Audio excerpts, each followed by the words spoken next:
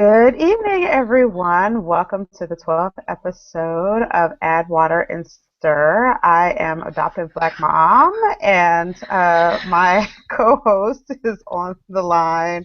She is not on camera tonight. Mimi from Hey Complicated Melodies. everybody, how are y'all doing? We had to cancel on Thursday because I was down with the plague, and I am still looking like I am down with the plague. So I just don't want to scare our viewers tonight. So we're gonna keep it tonight. We're just gonna keep the lights out over here. So we'll just chat. We're just gonna have a little chat today instead of video. But how's everybody doing? How you doing, ABM? I'm hanging in there. I'm hanging in there, doing the do. Doing the do. All right. Well. Look, the hair is like, I'm like, oh man, hair. I actually Girl, didn't your look hair is on always camera. cute. There's Wait a like minute. this kind of thing going on over here. It's a little, my fro is lopsided, but I know you got the Gumby thing going on, but that's bringing it back in style, girl. It's coming back. throwback Sunday. So, this is our 12th episode. Yay! Yay! And the title for our episode today is Taboos, Trials, and Triumphs. Is that Yes, right? Yes, yes. So, we're going to yeah, be talking today about taboos of adoption. And so far, we've both been in this adoption thing for what, probably over half a year. So good 3/4 of the year we've been with our families, and yeah. so we feel like we can give some information today on our triumphs and our uh, fails, our trials. We're going to call them trials. So our triumphs and our Trial. trials. And so Some that's what days they our feel like conversation is it. going to be about today. So Yeah. before we get into that, what's been going on? Well, if you've been following me on Twitter, you know I have a new four-legged family member. Woohoo! And he is so, she, He. cute. He is so cute. You need to check him out on Facebook. Cute, cute, cute. Yeah, I think I just tweeted out a picture of him maybe about an hour ago or so. But he came to us this week, and he's a 9-week old, almost 10-week T-poo. And I haven't decided what his blog name is going to be yet. We're still kind of feeling out his personality. He's a sweetheart, though. But basically, I have two kids in the house. One who talks and one who doesn't. One who yips right now. He's so cute. He's so little. Yeah, You know, he those are the type of pictures that make you want to go out and get one for yourself. And then I'm like, no, no, no. We barely doing it over here. Yeah, we got the dog this week, and it was funny because we had a family therapy session, and Hope was telling our therapist that we want this dog and everything, and he was like, "Oh wow, you're getting this dog," and he's looking at me like, "Are you sure about this?" And I will say I'm very transparent about the fact that I got the dog because I emotionally needed a dog. I had planned on waiting until the spring to get a dog. But I needed a dog. I needed one. We need a buffer in this Mm. house. And we had planned on getting a little older dog, shelter dog, but that didn't quite work out for us. And we had also tried to get a rescue dog, and I wrote about that kind of craziness. Yeah, you talked a little bit about how triggering the process was for you because it's so similar to the process of adopting a child. Yeah. And that was an interesting conversation on your blog about that. And so Yeah. I had to step back. I was like, okay, well, I'll just let y'all carry on since I don't have a furry person. There were a couple of people who just kind of said, I'm going to pop in and pop out." And I am grateful for the dialogue, and I'm grateful because the person who was a former rescue worker is new, is a new follower. Shout out, hey!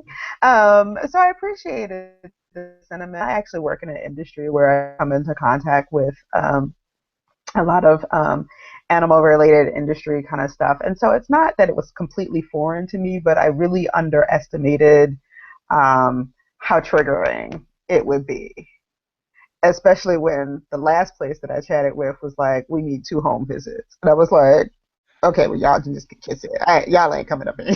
Yeah, That's it. that's I'm it. done.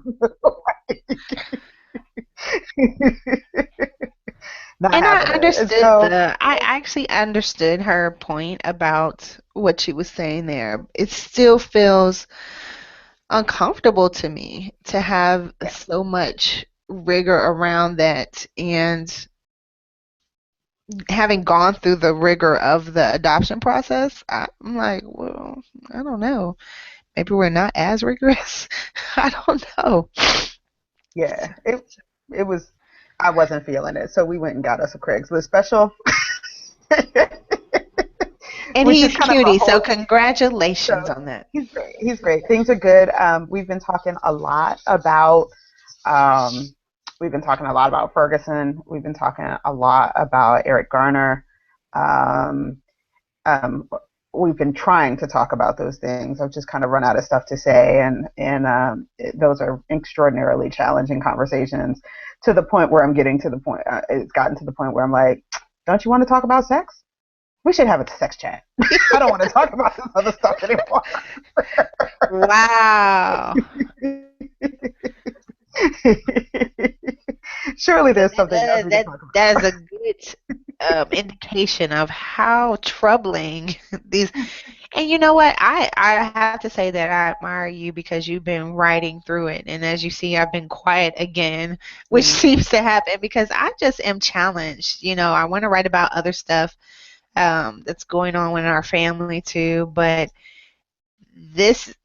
the situations with Eric Garner, and the protests and all the things that are happening are at the top of my mind, and I'm just challenged to find a way to write about it. And probably if I just go ahead and do it and get that off my mind, it'll probably get me past this little block. But that's part of why I've been silent yeah, for the yeah, past couple of weeks. yeah. Lots of protests in this area too, and honestly, Mimi, I don't know what else to say about it. I don't, and I when for our viewers and listeners, when we talked about rescheduling, or actually planning this podcast, and even in the reschedule, I was just like, I really just can't even talk about it anymore. It's just, I don't know what to say. It's devastating. It's painful. Explaining to your kid stuff is hard. It's just hard. I don't want to. Right. Just don't So want let's to. not. So let's not. So what's Yeah. been going on in your world besides the Yes. plague? Well, I am proud to say that and I can talk about this in my triumphs, but we finally had our family celebration. So I had been wanting to have some kind of um I don't know, welcoming party or introduction party to, other people that, Nana is now officially a part of our family, and we finally had it. It was a kind of a tree trimming party and a family celebration, and my mother was here, and my sister was here, and my stepfather was here, and we had our friends come over, and they brought their children, and the children decorated cookies and make. My mother's a teacher, a retired teacher, so they made crafts and everything, and we decorated the tree and ate food, and it was really great. And I really am glad that we had it because I really enjoyed it, and I'd like to continue to have those type of things where Nana can enjoy those with her friends, and we kind of continue to cultivate this village of people that love Nana and are there to support us. Awesome. I'm so excited. Yeah, it I'm was so great. excited. Yay. Yay. So anything else going on in your world besides this like plague that you've been fighting off all week? um, the plague where they've been sending me home from work and saying that you cannot come in here with this sniffing and snotting and touching and all that stuff. So, no, I've been trying to fight that off, trying to get rest and just, doing parenting thing. I will say though that I've been trying to find a babysitter and I have not been successful. And this is a struggle and it is tiring and it is, I think it was SLB, what's her, Stacia Brown. She said the babysitting struggle is real. So because of that, I didn't go to my Christmas party. Well, partly because I was sick, because they didn't want to have Mm. all this. They didn't want all this. They weren't ready. But also, even before that, we couldn't find a babysitter. We don't have a babysitter, and I am tired of this Wow. situation. And that is on my list of things to get done.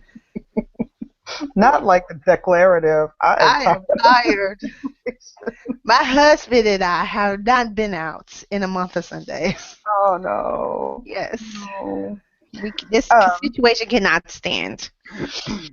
so how have you been looking for uh the help?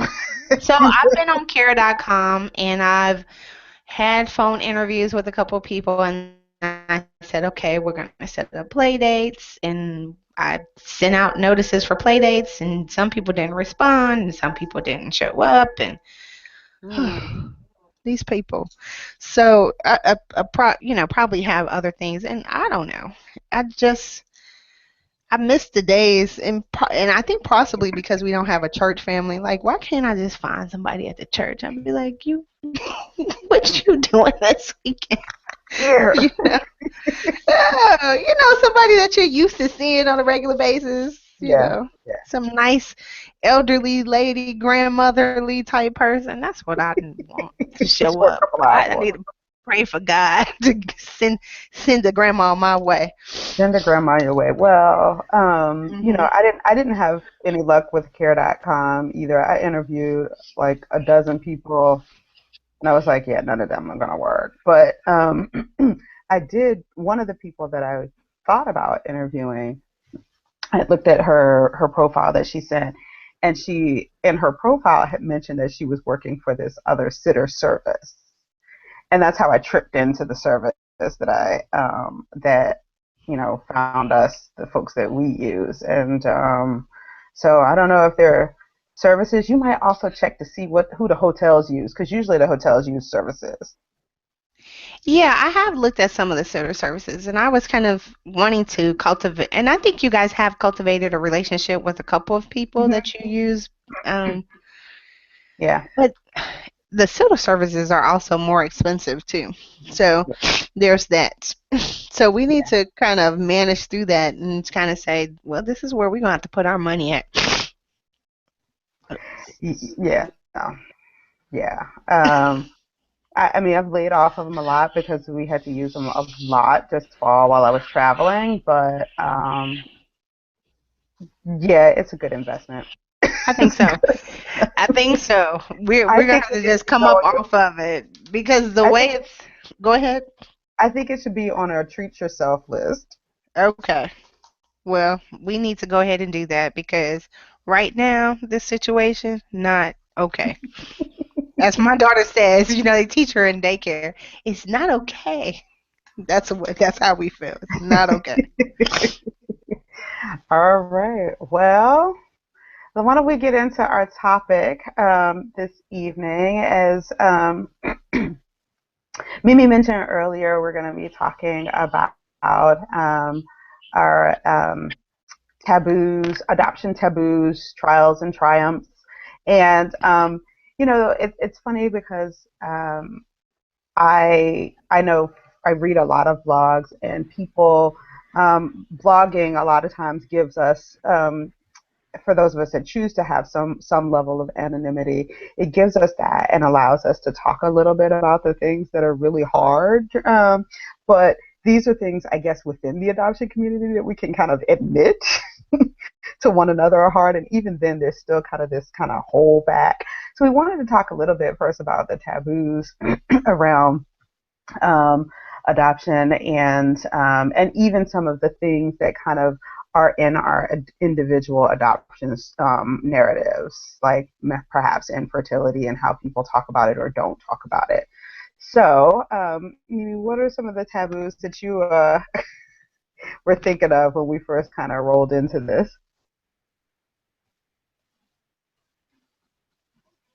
Oh, I was on mute. Okay. Let me take it back a little bit. Sorry. I didn't want you guys to hear all that coughing that was going on over here. But let me take it back a little bit to the TED Talk that I watched. It was a TED Talk by the founders of Babbel. And the TED Talk was "Let's Talk Parenting Taboos," and the founders of Babel are Rufus Griscom and Elisa Volcom. And their whole TED Talk was really about walking through some of the things that parents feel. And one of the taboos, so I'm just going to list them out. Maybe we can chat about them and then we can add our own.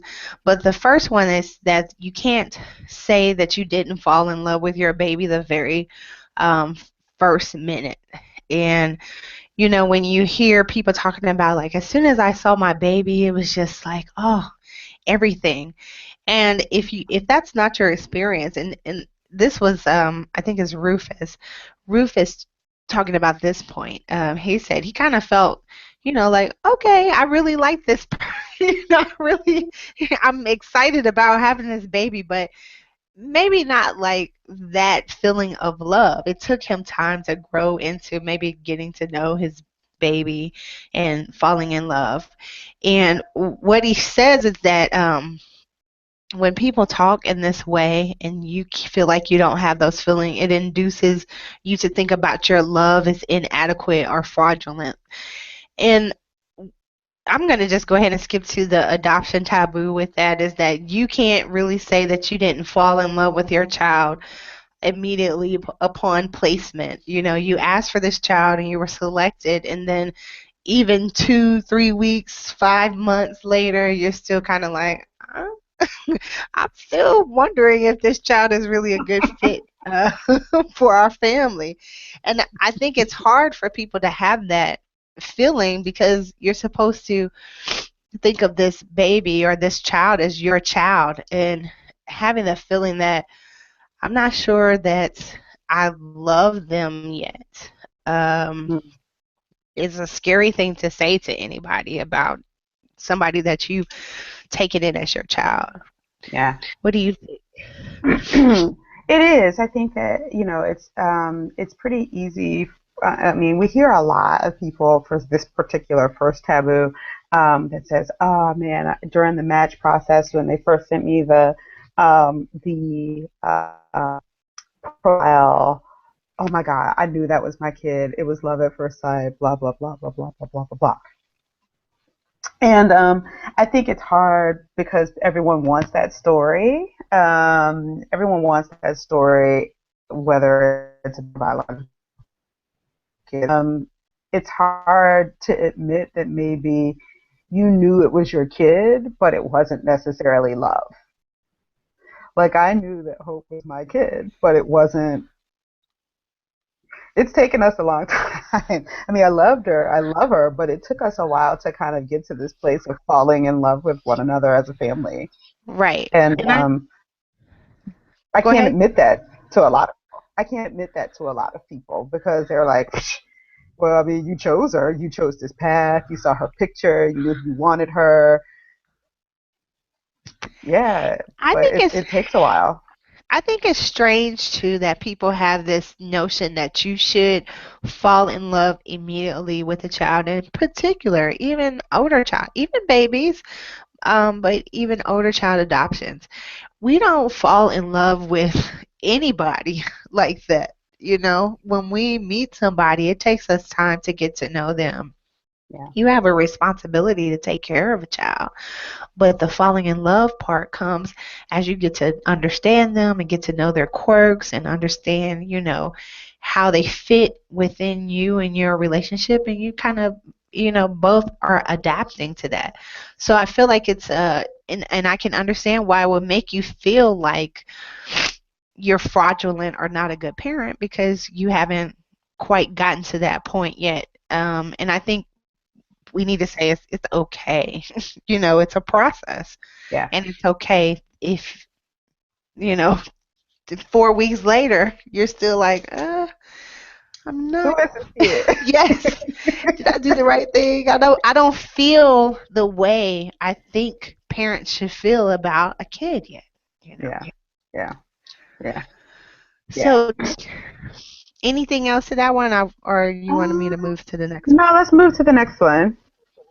So the next one was you can't talk about how lonely having a child can be. And in this, she tells a story about how she had a baby and she just felt extremely by herself. Like she was doing all these activities at home for a baby and taking care of a child, and she just felt by herself. And she asked her sister, who had already had two or three kids, like, why didn't you tell me that I was going to be feel all by myself, and taking care of this child? Like nobody really understands what I'm going through. And her sister said it's not something that you want to tell a mother who's having a baby for the first time. And Isn't that like the worst hustle though? Like, no, because the advertisement says when you get, and all the time going up to having a baby, probably there is this collective interest in you, right? So people are interested in what's happening to you, how far you're along. And I can say that probably is similar, maybe not as much, but similar to when you're adopting a child. People are interested in what the baby's room looks like, and do you have everything, and what's happening in your process, or how far along you are in your pregnancy. And then once you have a child and they're having parties for you, and you're like, wow, this is great. And then once you have a baby, it's you and the child at the house. And everybody is going along on their business, having brunches, you know, yeah, having big fun, and it's just you and this baby. And I feel like this has a good kind of parallel to the adoption community too, because, well, they may not be as collective as, because it's not as visible as when yeah. someone's pregnant. There is still kind of this communal interest in you as you're going through the process. And Hmm. then once you get your child, it's kind of like, well, you just like the rest of people that have children. So we're moving on with the rest of our life. And it Right, can be lonely. right. Yeah, yeah. Um, yeah, it is really, really lonely. Because I think that I was really, I'm really happy that people kind of gave us some space, but then it was like, ooh, don't need this much. And when things were really challenging for us, it made the isolation, when we had an episode that was just really very, very difficult in our transition, um, I was really alone. Um, and the people around me didn't know how to support us. I'm not really sure to this day what the best way for them would have been to support us, um, but everybody else, I mean, I just couldn't tell people the challenges that we were going through because, well, isn't this what you wanted? Oh, you got a broken kid, Hmm. oh, and all of those kinds of things. And so it was very, very isolating. And as a single mom, I don't even have like the kind of partner to commiserate with, in the sense of, a husband. Certainly, Elihu is a great partner in terms of, guys, I've been home a year. Like, wow, that's so crazy too. For both of these things. But I'm getting a lot of feedback. Let's see here. Yeah, you're Um, breaking up in some instances. Uh-oh, sorry. But yeah, as a singleton, it's particularly challenging because you just kind of come home and it's just me and her, which is why we now have a dog. For the buffer. Well, one of the things For the they buffer. state is that candor and honesty is critical for us collectively to be good parents. And I think that's true. And I think that's part of the reason why I blog, and I'm thinking part of the reason why you blog is to let other people know what the real experience is, as a Mhm. parent that's going through it. And that's not to say that there's not beauty in it, and it is. It's the same beauty of anybody that's decided to become a parent and have the honor and privilege of raising a child. But there's also the other parts of it that you need to be aware, of as you're, making this choice to become a parent. Yeah, yeah, yeah. So So, let's, taboo number 3 on our list is you can't talk about your miscarriage. And So this isn't, for me, this isn't a specific taboo in as much as I guess larger dealing with the loss of fertility is kind of for me where I intersect with taboo three, and it's not something that I talk a lot about. It's painful, and it's just it's tough. I know, Mimi, you've talked a bit about it, and there are some other bloggers. There's one a blogger who I just recently started following, My Perfect Breakdown, and and she is chronicling um, she and her husband are I think they're in Canada and they're pursuing adoption, and but she's also still kind of wrestling with kind of dealing with miscarriage and infertility and kind of trying to at least find out why, kind of why is this happening, and how do you deal with that, and you have to kind of, I mean, I so admire her for writing about it, as transparently as she does, because um, she's really, I can tell she's really wrestling with it, and it's not a window I think that we get a lot of. We don't hear that viewpoint a lot because it's taboo to talk about it. I think it is somewhat taboo to talk about it in adoption circles because a couple of reasons. Within the adoption process, one of the things that they want to make sure is that you are ready to adopt. And I think it's critical that we talk about the loss of fertility because there is a grieving process that should go along, or at least my opinion is that people need to go through to get ready to become a parent again. Because you are losing something that you may have felt was really integral to you as a person, right? The ability Mm-hmm. to create your own child that has the same features as you and your partner, that has some of the same personality quirks.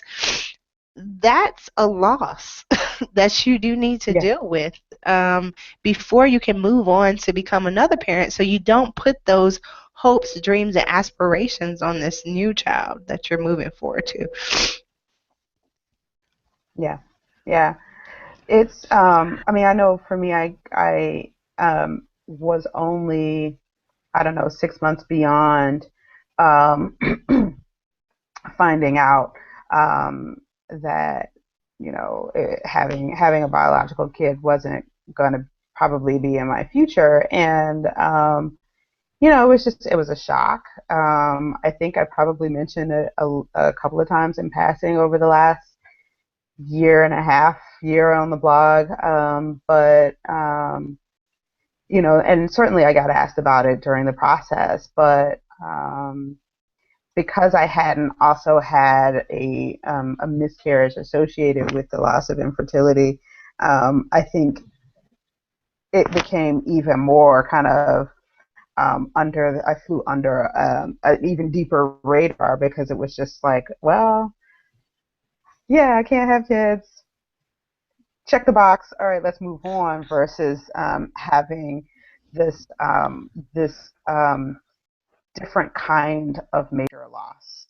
So, oh, it looks like I might have lost Mimi. I think I might be flying solo at the moment because Mimi may have dropped off. So while we're waiting for her to get back on, I'll move on to taboo number four that on our list, and is you can't say that your average happiness has declined. And I skirt around this issue, at least on my blog, a little bit, and kind of talking about, am I happy? There's a part of me that's certainly content, and certainly I enjoy my new life as a parent, as a parenting hope, but getting to happy is something that I still wrestle with, and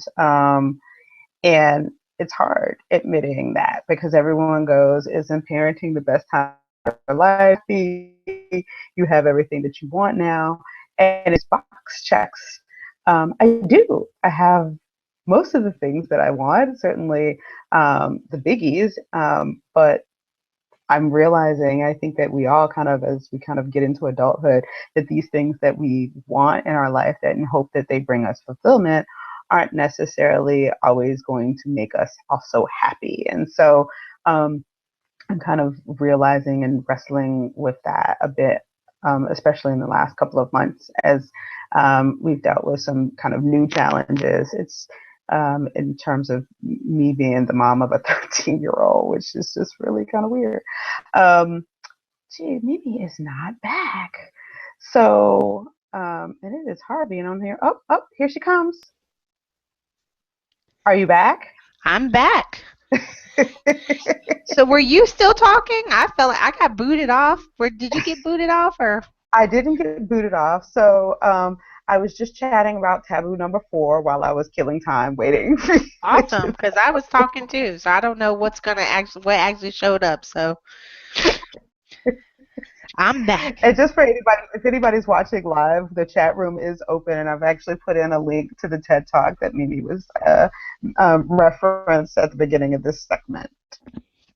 So taboo number 4. Um, are you happier now than you were before?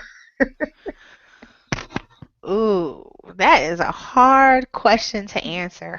Um, and I think, happiness has so many layers to it. I am happy that I have a family that includes Nana. I am definitely happy about that. I do feel like that's the right decision for our family, and I'm grateful that I've had this opportunity. I think I've experienced a lot of highs and lows being a parent. And one of the things they showed in the TED Talk is this kind of happiness chart that shows when you get to maybe your 30s, your highs and lows change, or very you don't have very high highs and you don't have very high low lows, and that's because you've learned to kind of mitigate the highs and lows through your choices, right? So if someone gives you an invitation to go to this party, you're like, well, I've been to a lot of parties, so I don't think anything about this is going to be extremely better than the last party I went to, so I'll just stay home and watch Scandal. So you're able to kind of you've already experienced these things, so you don't have all those highs and lows as you did. But becoming a parent, now you have these extremely high, you know, things of, oh, she said she loved me for the first time, or oh, I'm a mommy now, and all these highs, and then you also have these low lows, like, oh, my life has changed so much, and I can't just go out and go do whatever it was that I wanted to do on this day, or I failed in being a parent. It adds a whole new dimension to your highs and lows and your happiness than before. Yeah, absolutely, absolutely. So what I was saying was I was talking recently, and I've mentioned a couple of times on the blog, probably in the last month or so, that I'm working on getting closer to happy, like kind of a consistent happy. There's certainly these highs, which are so awesome, but the lows are really, really low. I was chaperoning a field trip recently, and I chaperone, of course, to support Hope and support the school and everything, but I also chaperone to deal with that taboo of loneliness. to do, I deal with To get some more stuff going on in your life, is that what you're saying? no loneliness in terms of like I need to kind of interact with other parents, and I don't really have time for the whole PTA thing. I can write a Yes. check, but like going to all those meetings and I'm not going. I'm not doing that. Like you want an electric sign for the school? Here's $20. Okay, just go away. But so I try to engage other parents that are parents to kids that Hope hangs out with through chaperoning field trips. And I met this other parent on the last field trip about 2 weeks ago who also happened to be an adoptive mom. And she was telling me things about her daughter, and I was sharing, and I was just like, oh, okay. I've heard that this is just a miserable time, this whole teenager thing. It's not just me. Okay, check the box. Right. Other people are feeling the same way. And other people are just wrestling with things, and yet but all of these books that we read and all of these things that we hear is like it's so wonderful. Parenting is the best thing ever, and of course it is in many ways, but we're not very honest as a culture about talking about how hard it is and what's the right thing to do, and is there a single right thing to do, and all of that really kind of plays for me how I determine whether I'm happy or not, and I'm struggling with it. I'm just really struggling with whether or not I'm happy right now. Yeah, and I think the other layer of that for me is one of the things I always said is I wanted to maintain who I was as a person outside of being a parent. And I am losing that battle. Because and we can talk about this. This is part of my trials. Is I always envision myself as this kind of fly mom who is still getting all her nails done and getting her hair done and wardrobe. She was the cute mom, cool mom, and I am the opposite of everything that is right now. But luckily, I still have some time to like come back. I need a rebound, but right now I'm opposite.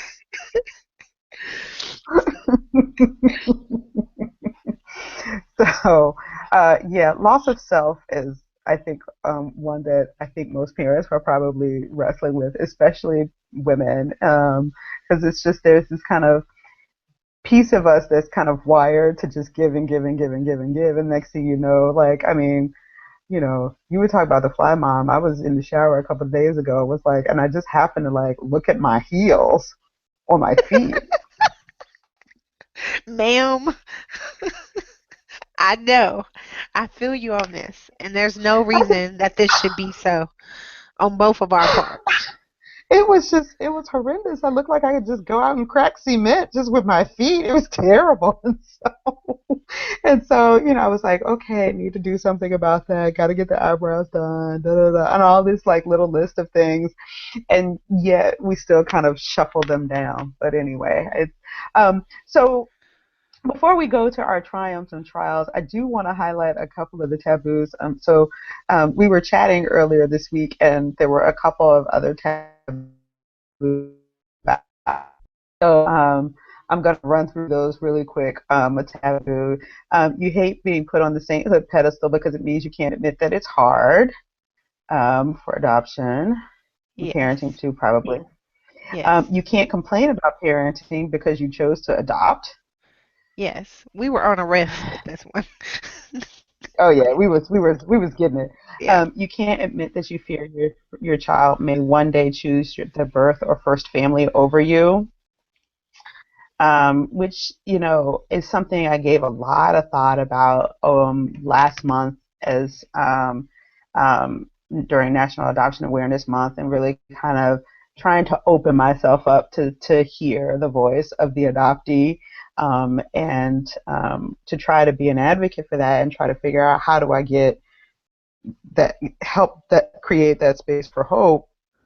But there's a fear associated with it too, like, oh my God, maybe one day she's just go check out. So I don't know.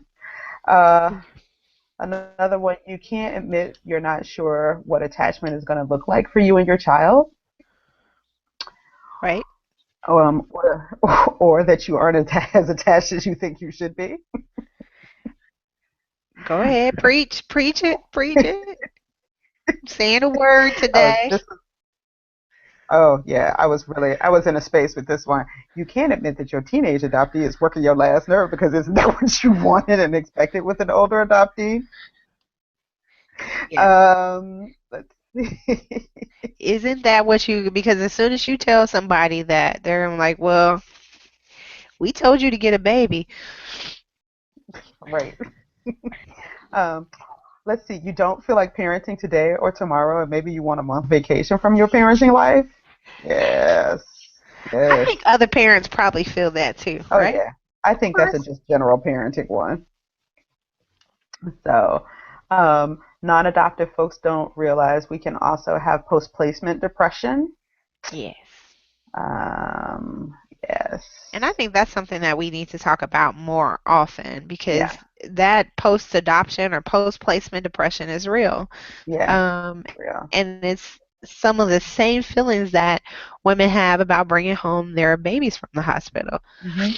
Your Hmm. life has drastically changed, and so there is a drastic dip in your happiness as you're trying to adjust to that new life. Yeah. Yeah. Let's see. Another taboo. You have no effing idea how to navigate the emergence of the birth or first family. Hmm. Mhm. Mhm. Hmm. Let's see. Taboo. There is a difference between how someone might feel about their biological versus adoptive child. Mm. You know, Uh, I got that one from an article I read. It was mhm. Rebecca Walker. She had wrote this is the quote she actually wrote. Yes, I would do anything for my first non-biological son within reason, but I would do anything at all for my second biological child without reason, without a doubt. Mm, And if you don't have a biological child, maybe the parallel to that is that perhaps if your child got to a certain point, you might always think, well, at what point do I think that I wouldn't want to deal with all this yeah, since this is yeah, not my child, yeah, my biological child? yeah, yeah. It's heavy. And I think, I mean, clearly some parents wrestle with that. And who do you talk to about that? Right. I mean, who do you talk to about that? Um, got a couple other, I think maybe a couple other ones here. Oh, I might be frightened by what's not in the disclosure records. Oh, yes. Mm-hmm. Yeah. Or might be frightened about what's What? impact Yeah. um, the child's mother's activities, whether they be drinking or narcotics or anything, or psychological Hmm. challenges may appear in my child later that Yeah. I'm not aware of. Yeah. Yeah. So I'm trying to see if we had anything else. Um, I think that was it. Then we kind of chatted about some other stuff. Kind of how do we acknowledge and observe placement days, recognizing that that can be a huge day of loss Right. for adoptive kids. Do you even acknowledge it? Our placement day is coming up in about 6 weeks. And I think we'll probably note it, acknowledge it, and kind of keep it moving because it was a really challenging. It was a challenging time for us, and and I saw it then as a really big time of loss for her, and a time of, it was like something I was really excited about, but it was a sad time too. So I think that was it. For a So little chat. for our chat, yeah. So triumphs. Should we do the trials first and then and then end on the triumphs Yeah, and then let's roll live on on out? let's end on a high note like George Costanza. George Costanza. On a high All note. right. So trials. What's been the trial for you? Okay. Well, I had this vision of being this extra active mommy with these crafts and all this extra learning that we were going to do after working on the weekends, and we were going to do all this fun stuff. And oh, I am not that mommy. You know those mommies where you read the blogs and they like have all this cute stuff. Like I did this craft for my child this weekend. And I'm like, oh, that is so cute. We need to do that. And I am just not there yet. We do now. Don't get me wrong. We do drawing and Play-Doh and we play together. But having this kind of secondary curriculum, I haven't been able to master that yet. That is a trial for me because it just doesn't, I'm not matching up to my idea of what I was going to be like as a mom. I'm Mm, losing. mm. Um, well, I think a big trial for me is keeping up with um, demands of school for Hope and kind of keeping up with teachers. I thought that it would be a little bit more pre-packaged, but that's elementary school, and we're in middle school, and middle school is just you let it all hang out. Like it's just so there's like 10 teachers because she's got A block and B block on different days of the week. So there's all these teachers, and there's no day for parent teacher conference. You just do everything on the fly. It's email. You can stop in if you need to, and all of this kind of stuff. So it's not very organized, Ooh. and yeah, it's kind of crazy. At least at the school that she's at right now. And so, um, like, I get interims, and I'm like, what in the hell? Like these interims like suck because I feel like I'm not staying on top of, like, are you doing the homework? Have you done the homework? Let me see the homework. Oh my God, there's like five different classes of homework, and and even then, I kind of wonder whether or not homework is really all that effective anyway. And there was somebody, Yes, I was going to mention that. The blog, who, I don't yeah, know somebody went on a who said, total wrote a teacher and said, I'm not doing all this homework. Thank you. she went on a Goodbye. total rampage about the homework. Um, and so, and I'm almost to that space. I'm really almost to that space, but I also recognize that um, she's really struggling with being responsible. She's just, and I mean, part of that is just age, and part of that is just, I don't know, but it just makes me feel like I'm riding a broom the time, all the time. And now I have an extra broom because I'm like, did you walk the dog? Well, I was going to yesterday. Okay, so trial, trial. Riding the broom. Yes. So I didn't put that as my trial, but you see all these Mimi's doing it wrong posts because keeping up, and she's only two, y'all. She's only two, but the demands of the preschool. Can you please bring a cultural dessert? I'm like, well, what culture are they referring to? Like, does peach cobbler count? All these different things that they're asking us to do to be a part of this parenting community is too much, and I'm always behind. Mm, So, but yeah. my other one This, that I put is that this is a true trial, and I've already mentioned this, that we do not have support in mm, place. And this is ridiculous. I mean, she's been with us for what, 6, 7, 8 months now. This is not okay. yeah. So, this is on my list of things to accomplish immediately. Good deal. Good deal. Good deal. Trial. I don't know. We just, it's it's it's 13, man. It's just 13 is the trial. It's just 13, man. It's just like I try to put myself into that space, and there is some stuff where I just let it go because I'm like, oh, okay, you don't want to wear a coat and it's 29 degrees? Okay, okay. My mom is like going crazy. Grandma is like, you let the baby go out the house without a coat, and I'm like, and I try to think back. I'm like, I can't quite remember. Well, she never let me be without a coat when I was 13, but in my 20s, when I was rolling to the club, I was like, scantily dressed for like 10 years. So in all seasons, And I you turned lived. out It's okay. okay. It should be all right. Should be all right. you know. But just figuring out which battles to pick and choose which ones to ride the broom on without feeling like, for me, the broom riding is the ultimate challenge. And at 13, you can ride the broom all day. You can ride it not at all. You could just I I haven't figured out exactly what the right mix is. So it's just, yeah, 13 is the trial. Well, here's my Yeah. last trial is Uh-huh. making sure that along with the mommy, that I'm also a wife Mm. and managing between the two. I have an awesome husband. Wood is great. He is a wonderful partner and a awesome father to Nana.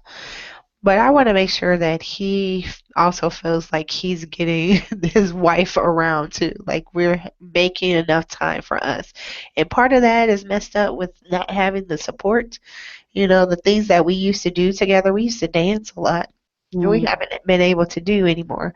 But all of the other part of that is just even making time at home to, hang out with each other and have that husband and wife time. We need to make sure that keeps popping.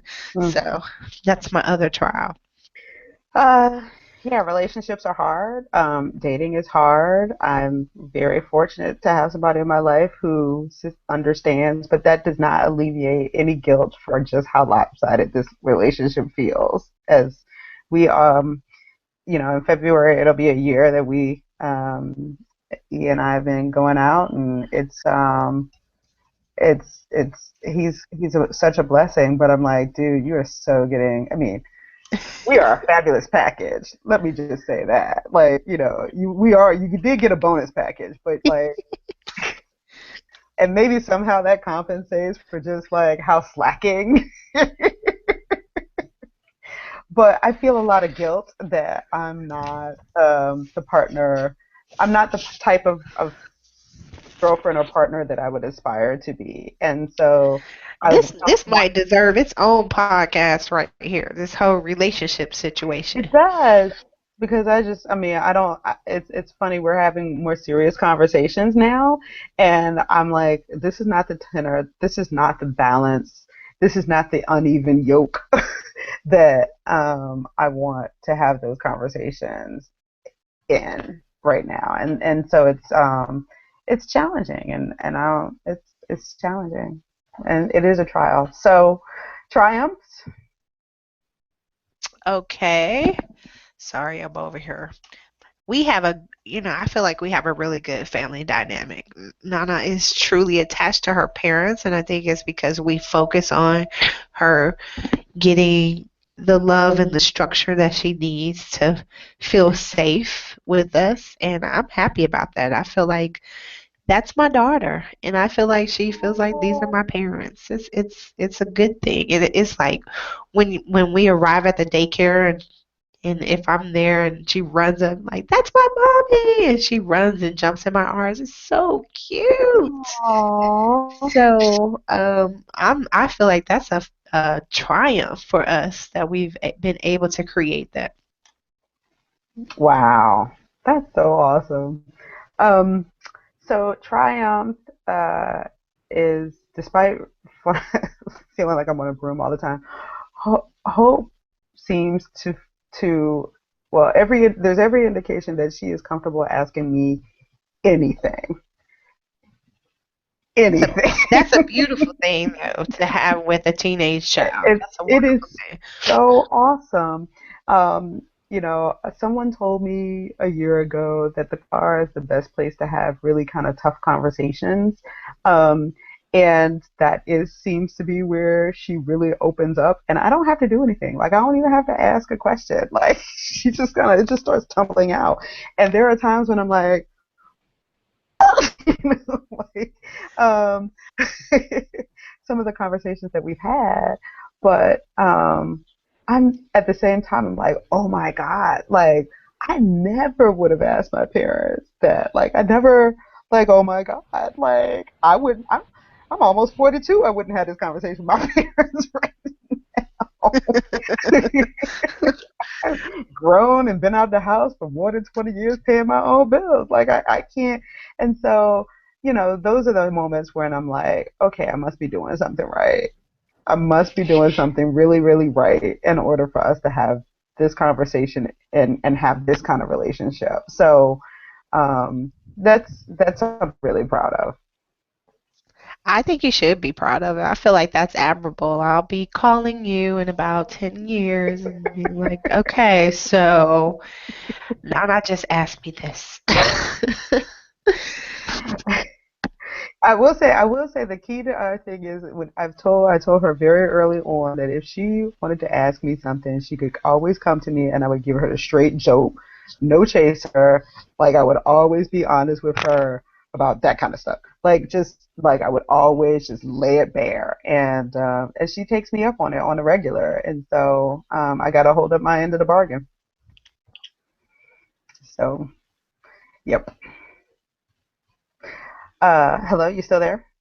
Oh, I was on mute. Here's a Okay. triumph and a kind of a half fail. So I did, as you, if you read the blog, there was a time where I finally was like, Mom, I need you. I need you to come down. I need you to come and treat me like a new mom. And I need some attention and some help. And she came, and she came for over a week and just stayed with us and got to know her grandchild. So I've learned to start asking for help when I need it, but I don't do it enough, right? Mm-hmm. And so it's a triumph, but it's also a trial. Mm-hmm. I think that the other big triumph for me is I have really trying to put forth, despite part of it too is because I've talked recently about kind of falling into this darkness kind of this time of year for me and kind of wrestling with issues around depression. But I've been really focused on um, going to the gym. And sometimes it means I tell her I'm going to be home late. I'm going to be home an hour later. She's 13. She's not going to burn the place down. It's okay. And just explaining to her, again, with that straight dope, no chaser, that I need some time. And that's, and frankly, that's a difficult conversation with her to have because she feels like it's just about me not wanting to be with her, and I'm trying to teach her just like she wants to be away from me sometimes, that it's not about being away from her, it's about wanting to be with me, and just me and my iPad and Sons of Anarchy. That's a hard conversation to have with anybody because I have to have that conversation with my husband too. Like, You it's know, not really about you, it's just about me. yeah, it's just about really kind of spending that time with myself and taking care of myself, and I think I'm really trying to put forth a lot more effort around that now, and because I realize I have to. I have to, and I don't want to be sad, and I don't want to be tired, and all those kinds of things that come with being sad. So I got to take care of myself, and I'm carving that time out and explaining to her how important it is for each of us individually to carve that time out for to spend time by ourselves with ourselves. So, so there we go. There we go. So Hmm. I would say, well, I'm sure we could continue to list trials and triumphs, but I'm going to count our first year as being adoptive parents as a year. And here's a triumph for us is that we've been podcasting faithfully for 6 months. Woo, woo, Yay! woo, woo. And participating in the adoption community, all parts of it, and getting the word out about women of color or people of color that are adopting and making those connections and spreading our voice. So I feel like that's a triumph. Hey, yes, yes.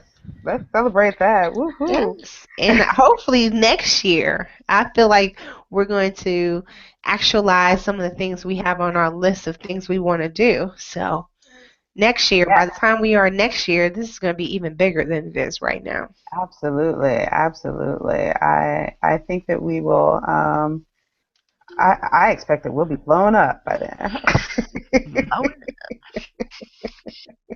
Gonna be blowing up. So So, eight what do you o'clock. think? Let's do a really quick rundown. I have to say I haven't been as up to date on my reality TV watching, but I have watched a couple of things. Mimi and I chatted about this offline recently too. Mm, Her and her Prison Wives Club or whatever it is. So, yeah, man. Yes, there is a show called Prison Wives Club that I have watched, but I've been watching Real Housewives of Atlanta. Have you been checking out them lately? I haven't seen it, and probably I didn't watch last week's, and it's just It's too I much. It is. It's just it all it is. Yeah, yeah, yeah, yeah, yeah, yeah, yeah. And just it's just. I mean, I'll probably watch it. After we end our show, I'll probably pop on for a minute or two. But it's just hard. Did you see Blackish? I did. Okay. I did. I find that that show is getting more funny every week. Like the All the first. time. Hmm? Yeah, all the time. Yes. Yes, him and this black American Express, his black card that he went to, he was waiting to play, and then he had to put it back in the box. But what was really funny to me about the episode, if you haven't seen Blackish, I suggest that you go see it. Is that he tells Rainbow like, I don't understand the rules of when I can. Whip it out. Yeah, well, when I can tell you that you're wrong, like, when she Oh was talking about this artist and or when I'm supposed to have your back. So if you haven't seen the episode, first Rainbow was upset with the announcer at the game, and she felt like he was saying some kind of a little bit inflammatory statements, and her husband, was like, I don't get it, so I think you're wrong. yeah. Um, she was mad about that. And then they went to an art exhibit and she was talking about the wrong artist. Well, he knew she was wrong, but he didn't want to interrupt her because then he wouldn't have her back. But then she was mad because she let him make a fool out of herself. So he's like, I don't understand the rules of when I'm supposed to say something and when I'm not. So I feel like my husband's the same way. I would say it's a good relationship episode. Kind Yeah, of. I don't get it. When do I say something? Right. Because I don't want to get in trouble. Yes, basically. I don't want to get in trouble. So yeah, I have fallen in love with a show called 90 Day Fiance, Okay, I need to um, check this out. which is just it's kind of weird. These people like meet online, most of them, and they supposedly fall in love. I say supposedly because I'm like it's just weird. So I think it's four couples, and the fiance relocates to the U.S. from their native country, Did you and say they're on a 90 Beyonce? no fiance. Oh, I'm like, Beyonce's on this show too? How come nobody's talking about it? Okay, go ahead. Fiance. And so they come on a 90-day visa, so they have to get married in 3 months, or the person has to go back home. And so, two of the couples are kind of a little closer in age, and then you've got a couple of couples that are like, this one person is like 40 something, and the fiance that's immigrating to the U.S. is like 20 something, and it's interesting to kind of see them deal with some of the cultural issues, and also some of the power issues, that the power dynamic, which is something I don't think a lot of people think about. I have a lot of friends who have married foreign nationals, and that period of time when they're either waiting to get married during the 90 days, and even after, the person here is sponsoring them, and so it's and they're the ones primarily petitioning to the Department of State to get them to stay and all these kinds of things, and prove that it's going to be a legitimate marriage, and that person is responsible for this professional until they get their green card, and it's just and so but that creates a real interesting power dynamic there, because that person can't work. They can't get a driver's license. They can't do all of this stuff until after, like pretty much kind of after the wedding, and unless they were already in the U.S. It's just a really interesting show with some drama. So I'm definitely going to have to check this out. Yeah, Sounds very, very interesting. Probably way yeah, more yeah. interesting. And I understand why not watching Real Housewives or any of these reality shows. It's just getting to the point where you get tired. You're like, you're aggressive on television. I'm hearing about people being aggressive in the streets. You know, I don't need this continual Yeah, assault, on our personhood from multiple media in real life places. So yeah, I yeah. definitely understand.